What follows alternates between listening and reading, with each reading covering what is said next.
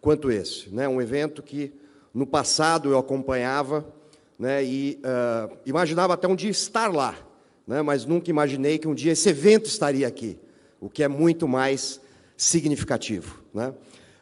E a gente vai falar um pouquinho, óbvio, hoje, né, sobre a questão do desarmamento das armas de fogo. Eu só vou precisar do passador do slide que não veio. Vamos ver. Atiro é uma boa. Um tiro, um slide. Bom, vamos enquanto não começa, vamos falando já, vamos iniciar já o tema, tá? Hoje eu não vou falar exatamente sobre armas no Brasil.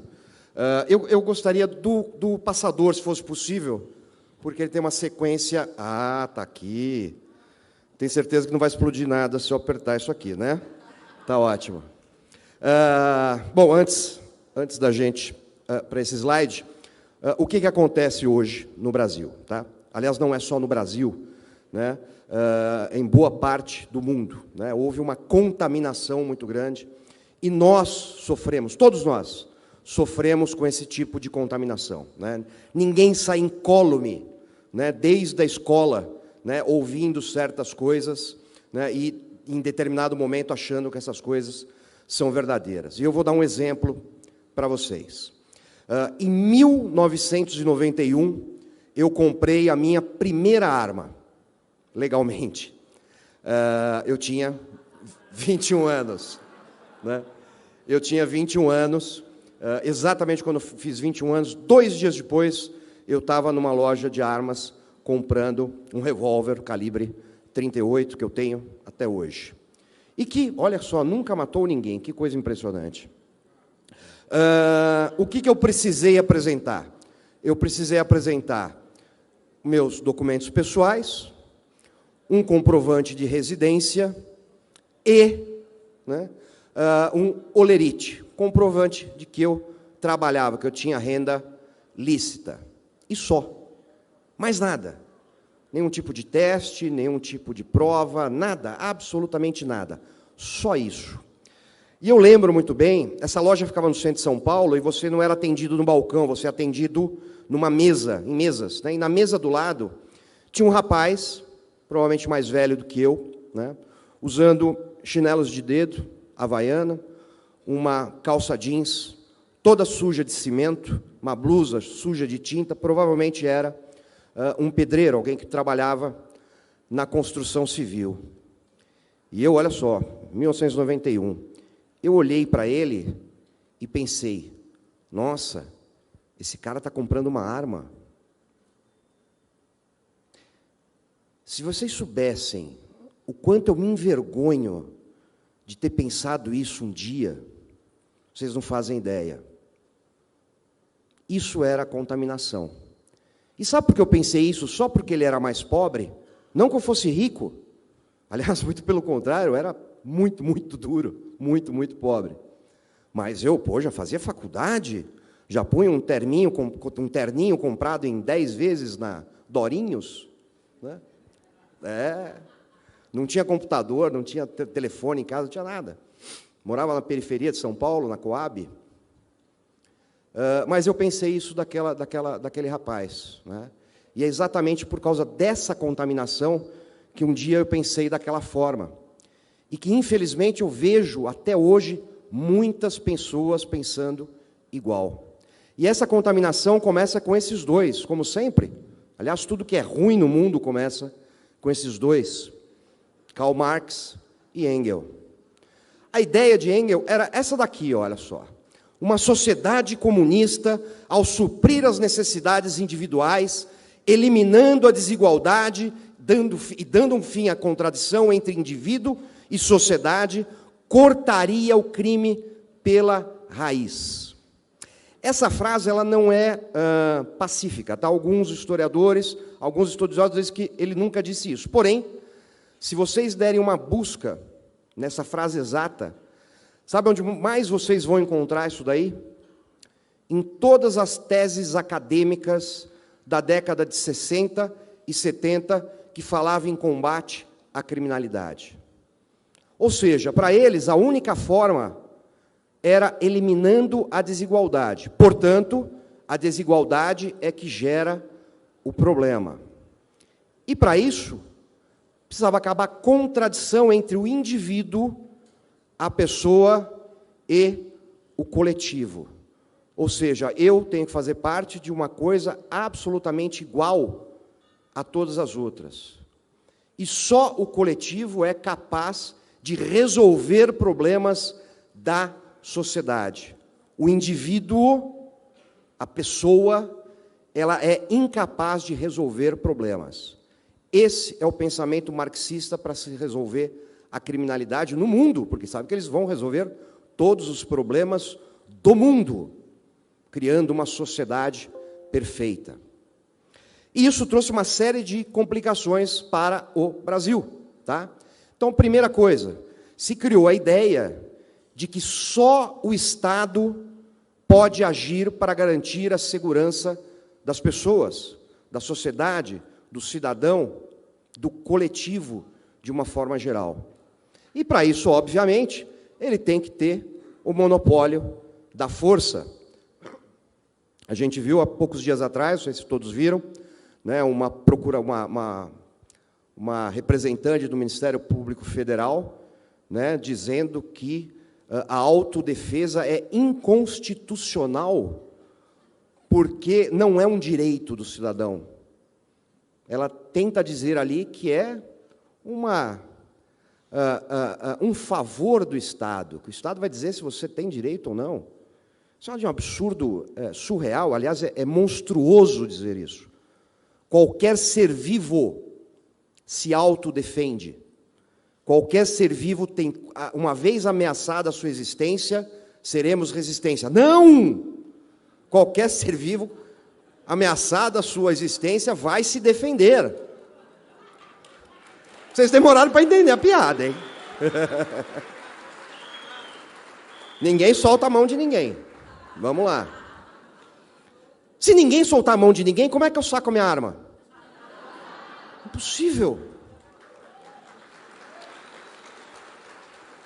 Um outro efeito disso é o quê? O indivíduo não faz parte da solução, faz parte apenas do problema. O indivíduo, como pessoa. Eu só faço parte de uma solução se eu fizer parte de um coletivo. Lógico, coletivo deles.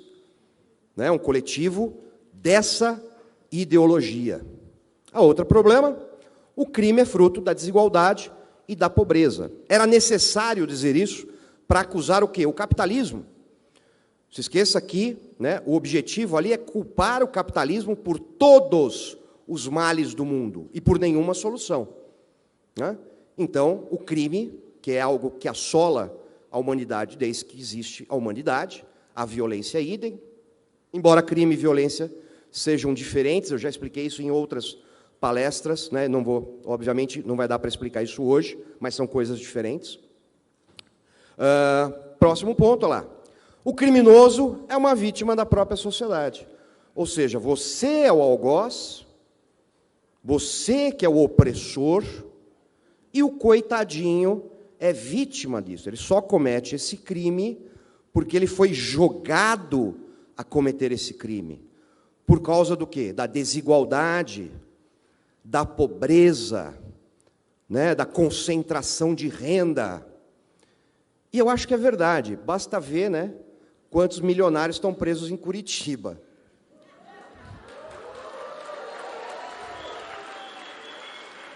Realmente é um pessoal que não teve chance da vida. Não teve estudo, né, não teve nada. Coitadinhos, tiveram que roubar, né, para se sustentar. Uma dó. Terrível, terrível, terrível. Mas vamos lá. E cadeia, obviamente, se o criminoso não é culpado, cadeia não vai resolver. E a gente tem o efeito que a gente tem até hoje, né, que é de uma impunidade gigantesca. Claro, cadeia não resolve, a não ser, né, quando vai contra a ideologia deles. Né? Então, se eu matar alguém durante um assalto no trânsito, não, é uma vítima da sociedade, coitado. Né? Agora, se eu disser, não gostei de você, Eduardo, eu sou um bonito fóbico. eu vou ser preso. Entendeu? Porque eu tô ofendendo uma minoria bolsonariana. Aí pode ser preso. Aí já precisamos prender os assassinos da Marielle, bababá, babá. Aí sim, aí prisão resolve. Aí prisão resolve. Mas vamos lá. Disso tudo, qual foi o caminho? Na década de 80, né, o Brasil começa a ter uma elevação dos seus índices criminais. O que não era um problema, começa a virar um problema, tem muito a ver, principalmente com a nossa Constituição, com aquela desgraça, aquela Constituição socialista do Brasil, né, que a gente já ouviu aí outros palestrantes falarem. Tá? Então, o que a gente tinha em 1980? Nós tínhamos um índice de 11,7 homicídios por 100 mil habitantes. Qual é o caminho que o Brasil escolheu no combate ou na tentativa de reduzir essa criminalidade crescente? O caminho progressista, o caminho socialista, o caminho do cadeia não resolve, precisamos desarmar a população, né? Temos que distribuir renda, tudo aquilo que a gente já fala. E aí, em 2018, o que a gente tem como resultado? 30 homicídios por 100 mil habitantes. Realmente deu muito certo. Um sucesso, né, essa política progressista de combate à criminalidade. Por outro lado, nós temos um caminho escolhido pelos Estados Unidos, também a partir da década de 90, que começa a ter um crescimento no seu número de homicídios. Tá? Então, em 1980, os Estados Unidos tinham 10,2 homicídios por 100 mil habitantes. Uma taxa, lembrem, muito parecida com a taxa brasileira.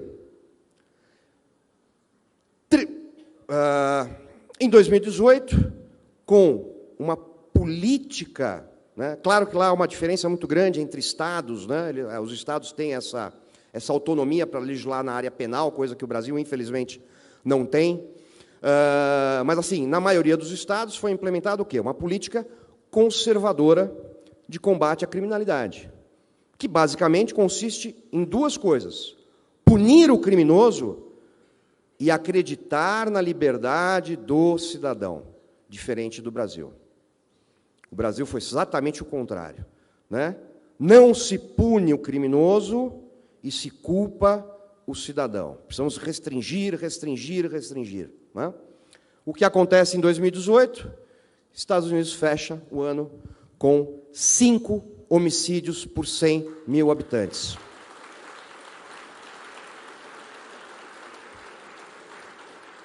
E aí vem o pissolista e diz que o americano não sabe nada de segurança pública. Quem sabe é aquele professor maconheiro de 40 anos que vive com a mãe e 2 gatos.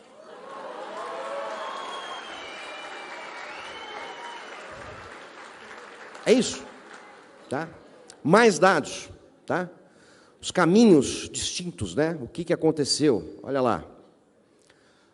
Diferente do Brasil, tá? Nunca se investiu tanto nos Estados Unidos em construção de penitenciárias, de prisões, como na última década. E eu tive que ouvir o representante da OAB, Direitos Humanos da OAB, naquele debate na Jovem Pan, não sei se vocês viram, e ele dizendo, não, a prova de que há muita criminalidade nos Estados Unidos é que tem muita gente presa. Desculpe meu francês clássico, mas puta que eu pariu. Ter que ouvir um negócio desse é surreal. É surreal. É de infartar. Mesmo, literalmente, inclusive. Mas vamos lá, ou seja, se prendeu muito. Se prendeu o quê? Inocentes? Não. Se prendeu criminosos. Muitos criminosos. Cometeu crime, cadeia. Ponto. E a segunda, o quê? O aumento da liberação para o porte de armas de fogo. Não estou falando da posse. A posse, na maior parte do território americano, nunca foi contestada. Ou seja, ter armas nunca foi realmente contestado dentro dos Estados Unidos. O que se contestou sempre muito é o porte, ou seja, eu poder andar com a minha arma pelas ruas, ir para o cinema armado, ir para o bar, que seja. Tá? E o que acontece? Olha só, nós tínhamos, em 1986, esse quadro aqui. Os estados onde a gente está em vermelho, o porte velado, ele era proibido. Então, por isso que é muito famoso, Texas, né, já virou quase um mito no Brasil, né, que é o texano com aquela arma na cintura, né, aparente, né, andando pela rua. É porque ele era obrigado a portar uma arma assim, ele não podia portar uma arma veladamente, era proibido. Então, ele tinha que portar a arma aparente. Isso vem lá do Velho Oeste, né, e principalmente isso se intensificou muito depois do assassinato do Abraham Lincoln, que foi com uma arminha pequenininha, escondida. Né? E na cabeça deles é o seguinte, se você não é um bandido, se você não pretende fazer nada errado com a sua arma, por que você tem que estar com a arma escondida? Você pode dizer, não, está aqui, estou armado. Né? Essa era a política. Então, todos esses estados em vermelho, você não tinha o porte de armas velado. Em laranja ali, marronzinho, não sei o quê, você tinha o porte, porém, de uma forma semelhante que a gente tem, não hoje no Brasil, mas parecida com isso. Ou seja, a autoridade competente, ela podia ou não conceder o porte para você. Ou seja, você ia lá, fazia os testes, fazia o curso necessário, o que fosse, e aí a autoridade policial olhava para a sua cara e dizia, não, para você eu não vou dar. Sabe quem teve um porte negado por conta dessa lei discricionária e muitas vezes preconceituosa e elitista? Martin Luther King. Isso aí, exatamente. Ele requisitou o porte, porque ele estava sendo ameaçado de morte, e a autoridade policial negou o porte, obviamente por questões raciais. Tá? Ele teve o porte negado. Então, esse tipo de legislação só serve para isso. Para o Estado olhar para a sua cara e dizer, não, você é gay, eu não vou te dar uma arma. Ponto. Não, você é negro, eu não vou te dar uma arma. Não gosto de negros, eu não vou dar uma arma. Mas, obviamente, ele nunca vai precisar falar isso, porque a lei está do lado dele. Né? Você, do PSOL, não vou te dar uma arma. Tá certo? Não tem que dar mesmo. Usem livros. Usem livros. Usem livros. Usem livros. Portem livros. Tá? E o...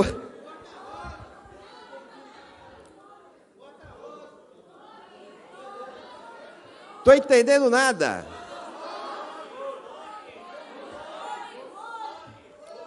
Ah, sim. Flores, isso também funciona, cantar Imagine. Mas vamos lá. E o verde, tá? O verde era o quê? O porte completamente liberado. Só tinha um estado. Se eu não me engano, ali é Vermont? Me corrijam. Vermont? Eu acho que é Vermont, aquele pedacinho ali, não tenho certeza. É Vermont, né? É Vermont, Vermont. O azul era... é liberado... Eu pulei o azul. Ele é liberado, mas, né, você tem que obrigatoriamente apresentar algumas coisas. Então, na maioria dos estados, você tinha que fazer um curso. Era um curso lá de 10 horas, né, e aí a autoridade obrigatoriamente tinha que te dar o porte. Não poderia negar, não era discricionário. Se você faz tudo, você tinha o porte. E o verde é completamente liberado. Qual é a ideia? Se eu posso comprar uma arma, se eu posso ter uma arma, eu posso andar com essa arma. Eu aposto que tem um monte de gente achando isso um horror, mesmo aqui dentro. Fala assim, não, peraí, mas sem controle nenhum. O cara vai lá, compra uma arma, põe na cintura e sai andando. Vai ser um morticínio. Briga de bar, discussão de trânsito, todo mundo vai matar todo mundo, massacre. É exatamente o que eles falavam, que a esquerda americana falava, né, para esse tipo, quando isso começou a se espalhar pelos Estados Unidos. Sabe o que aconteceu? Nada. Nada. Esse pessoal, eles trabalham com a histeria, só com isso, a histeria e o medo. Né? A campanha hoje contra o porte é o quê? Você pode pegar alguém na rua que ficou nervoso com a esposa e vai te dar um tiro. Porra, Tá, pode acontecer, mas qual é a frequência que isso acontece? Qual é a chance que isso acontece? É zero, praticamente zero. Tá? E lá a discussão também foi essa. E aí a gente chega, depois em 2017, dá uma olhada na mudança. Tá? Lembra, o verdinho é o porte completamente liberado. O azul é o porte garantido, ou seja, você fez o que a lei determina, o que a lei manda, você vai portar uma arma de fogo. Porte proibido, mas nenhum estado americano. E os estados chatinhos, tipo Califórnia, né? Nova York, né?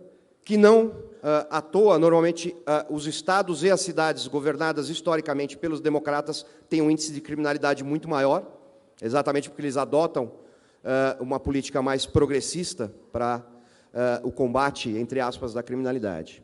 Tá? Olha só, isso aí, ó.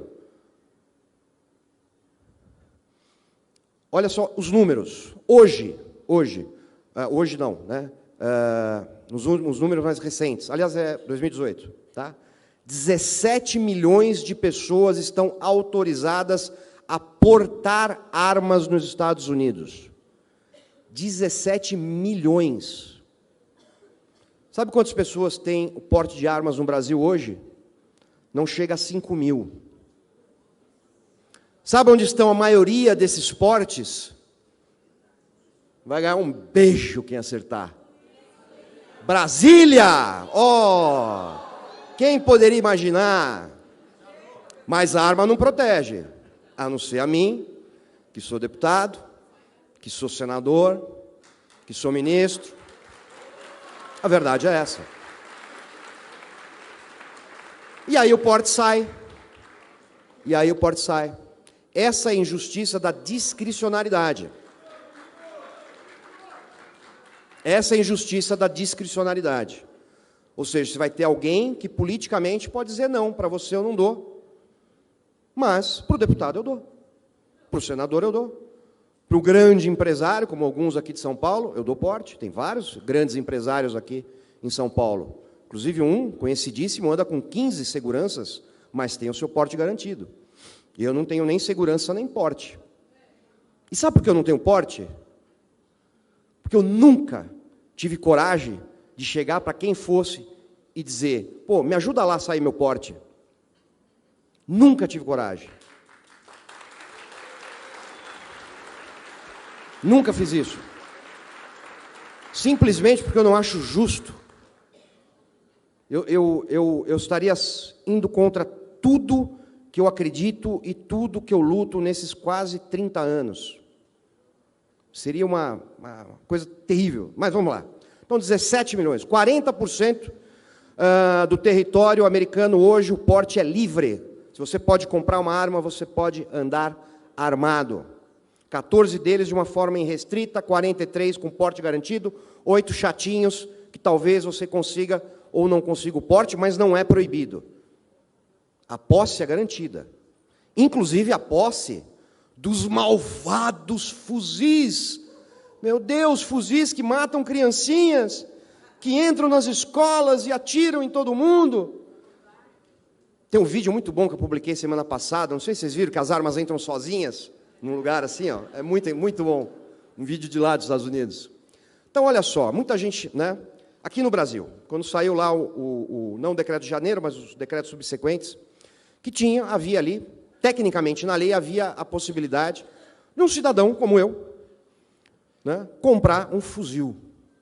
Vocês lembram a gritaria que foi, né? Vocês lembram a gritaria que foi, né? Foi tão louco o negócio que até o Jornal Nacional me chamou. Acho que eles se confundiram. Só pode ser. Né? Para os nossos amigos dos Estados Unidos, o Jornal Nacional é a Globo é a CNN deles. Né? Então, vamos lá, vamos falar de fuzis. Né? Relatório FBI 2018. Hoje, a estimativa, lembrando que nos Estados Unidos não existe registro de arma. Existe autorização de compra. Você é autorizado a comprar uma arma, você vai e compra essa arma. Aonde está essa arma? Quantas armas você comprou com aquela autorização, ninguém sabe. Não sabe nem se você comprou, você pode só pegar a autorização e desistir da compra. E essa arma não fica registrada. Por que não fica registrada? Porque o americano sabe que não convém que o governo saiba onde as armas estão. Simples. Simples. E aí, uma passagem rápida aqui. Acabou, estou sem o cronômetro aqui, eu já me perdi, tá? Uma passagem rápida. Ontem eu fui procurado aqui, não vou citar nomes, nem empresas, óbvio, né? Uma pessoa muito, muito animada, me dizendo, olha, eu desenvolvi um produto fantástico que vocês vão adorar, porque tem tudo a ver com o que você faz, né? Papá, falei, pô, legal, o que que é? É um chip para rastreamento de arma. Falei, meu Deus! Porque aí a gente sabe onde a arma está a qualquer momento. Eu olhei para a cara dele e falei, sou contra. Mas por que você é contra? Falei, pô, quem disse que eu quero que o governo ou uma empresa saiba onde a minha arma está? Pelo amor de Deus! Olha o nível de contaminação. Esse cara não é um anti-arma, ele não é um psolista. Tá? É alguém contaminado. Já estou indo para o encerramento. Tá? Mas vamos falar de fuzil. Vamos lá. Hoje existe aproximadamente 16 milhões de fuzis nos Estados Unidos. Outro dia eu vi uma jornalista dizendo, milhares de pessoas são assassinadas todos os anos nos Estados Unidos com o uso de fuzis. Falei, nossa, que informação fantástica. Só que é mentira. Por quê? Porque em 2018, com o uso de fuzis, foram 297 assassinatos para 16 milhões de armas, só de fuzis, fora os outros tipos de armas. Então, a gente está falando especificamente de fuzis. Só que, com o uso de martelos, foram 443 assassinatos. Estatuto da desmartelização. É isso aí. E mais ainda, com as mãos, foram 672 assassinatos. Ou seja, mais pessoas usaram as mãos para matar do que fuzis. Mesmo cortar as mãos de todo mundo. É uma boa opção. É uma boa opção. Manda um projeto de lei lá que eu tenho certeza que tem gente que assina. Fácil. E ainda é capaz de passar. Ainda é capaz de passar. O resultado comparado entre uma política conservadora de segurança pública e uma política progressista, né, de segurança pública, no que diz respeito especificamente a homicídios, é essa daqui, ó. O Brasil em vermelho, taxa de homicídios. Estados Unidos, taxa de homicídios em azul. Está aí, ó. Quem consegue discutir com isso daqui? Vai dizer o quê? Mas o americano tem cultura. Isso é uma bobagem. É uma bobagem, é uma mentira. Isso quem diz acha que o americano é um nova-iorquino, né? E não é. O americano médio não é. Ele é muito semelhante ao brasileiro médio. A verdade é essa, com os valores, né, com suas crenças, com a sua moral. É muito semelhante. A verdade é que, olha só, a política de segurança pública do Brasil deve abandonar imediatamente esse modelo ideológico que a gente tem, porque tudo foi baseado na ideologia marxista, socialista, onde os culpados somos nós e não os criminosos, aqueles que escolhem cometer crimes. Escolhem. Pode até escolher uma escolha ruim por valores ruins, mas continua sendo uma escolha. Ou você teria fatalmente todas as pessoas naquela situação cometendo crimes, o que é outra mentira. Quantas pessoas cometem crimes numa favela? De 1 a 1,5%. Quantas pessoas cometem crimes numa zona de alto padrão no Brasil? 1 e 1,5%. Qual é a diferença entre os crimes? Um é o crime violento, que vai parar no Jornal Nacional, com o traficante com um fuzil no ombro. O crime do rico é o crime sem violência, e aí parece que não tem violência naquele lugar. Isso é uma mentira. Culpar a pobreza, e principalmente dizer que o pobre tem mais propensão ao crime, é falso, é mentiroso. E é isso que a gente precisa tirar de vez. Para encerrar, já encerrando, tá? Gostaria de lembrar sempre dessa frase. É uma frase que me acompanha há muitos anos e que eu sempre tento mantê-la viva dentro de mim, quando às vezes eu me pego sendo preconceituoso, pensando em algum tipo de restrição, né? Porque, olha só, aqueles que abrem mão da liberdade essencial por um pouco de segurança temporária não merecem nem liberdade, nem segurança. É isso. Eu não aceito mais privação de liberdade para mim, para ninguém, com a desculpa de segurança pública. E a contaminação é grande, a gente teve já tentativa, olha só, gente, eu não gosto de falar desse caso, mas tentativa de controlar a venda de zarabatana. De um deputado conservador. Arco e flecha e faca, de um deputado conservador. Que achou que... Sim. Isso é a contaminação. O cara, ele acredita que a única forma de se combater criminosos é criando leis restritivas, que os criminosos não vão obedecer. Isso é o mais óbvio. Você acha que alguém que vai cometer um crime vai comprar uma arma legalmente, seja lá qual arma for? Isso é uma bobagem. Portanto, senhores, hoje, mais do que nada, aqui, agora, eu não estou falando de segurança pública, eu não estou falando de armas, eu não estou falando de assassinatos, eu estou falando de liberdade. Muito obrigado.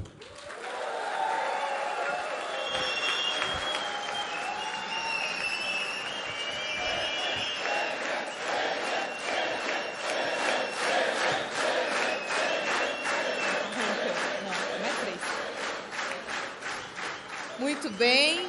Deixa eu só fazer duas observações. Faça. Fica aqui, Benê, fica aqui. Duas coisas. Primeira, quando ele falou aqui sobre um projeto de lei e é capaz de ser aprovado no Congresso, a gente dá risada, mas é verdade. O Rio de Janeiro tem o Estatuto do Desfaqueamento, tá? Minas Gerais tem uma lei semelhante? Isso evitou a facada no Jair Bolsonaro?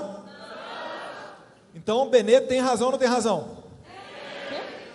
Não, pô, obrigado, Benê. E outra coisa, dentro do governo essa contaminação é tão grande que dentro do próprio governo federal, às vezes a gente se depara, às vezes não, com muita frequência, é um embate lá dentro para você colocar adiante essas ideias aqui. Eu achei que quando o Jair Bolsonaro fosse eleito, a gente colocaria adiante com facilidade essas pautas, no que dependesse de portarias, decretos, instruções normativas, e numa das vezes, até debatendo, né, o Benê, graças a Deus, muito respeitoso, ele antecipou que o decreto do começo do ano sairia com os cofres. Previsão de cofre num decreto do presidente Jair Bolsonaro, falando sobre armas de fogo. Eu falei assim, não é possível, chequei com algumas pessoas, e cheguei a falar, Benê, você está maluco, está louco? Como? A gente falou tanto disso, a gente está desde 2000, eu pelo menos, né, sei lá, desde 2005 para cá, o Benê há muito mais tempo do que nós. E depois eu vim publicamente pedir desculpas ao Benê, porque ele estava certo e eu estava errado. Saiu um decreto falando que, como a previsão de ter cofres para você guardar a sua arma de fogo. Lá em casa, eu durmo com uma 12 e uma pistola do meu lado. Não porque eu sou bonzão, eu sou um super-herói, mas porque se alguém entrar lá em casa... Exatamente porque não é. Exatamente. Lá em casa todo mundo sabe que não tem aniversário surpresa. Lá em casa não tem chegar de madrugada, tá? O cachorro dorme dentro do quarto para não ter esse risco, mas ela tem que estar à sua mão para um pronto uso. Então, muito obrigado, Benê, e se Deus quiser, a gente vai colocar adiante isso aqui no governo Bolsonaro também. Obrigada, muito obrigada. Bom, e agora eu vou chamar a ícone do vôlei. Ela conquistou a medalha olímpica bronze em 1996, é também colunista de esportes e política e se destaca como uma das novas vozes da direita nacional. Com vocês, Ana Paula Henkel.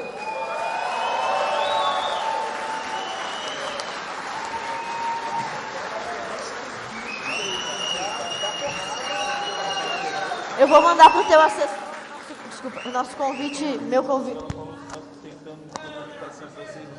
Oi, tá ouvindo? Responsabilidade enorme, né? Depois de tanta gente aqui, maravilhosa, passando aqui por esse palco, pessoas que eu admiro profundamente também lá nos Estados Unidos, né? O senador Mike Lee, o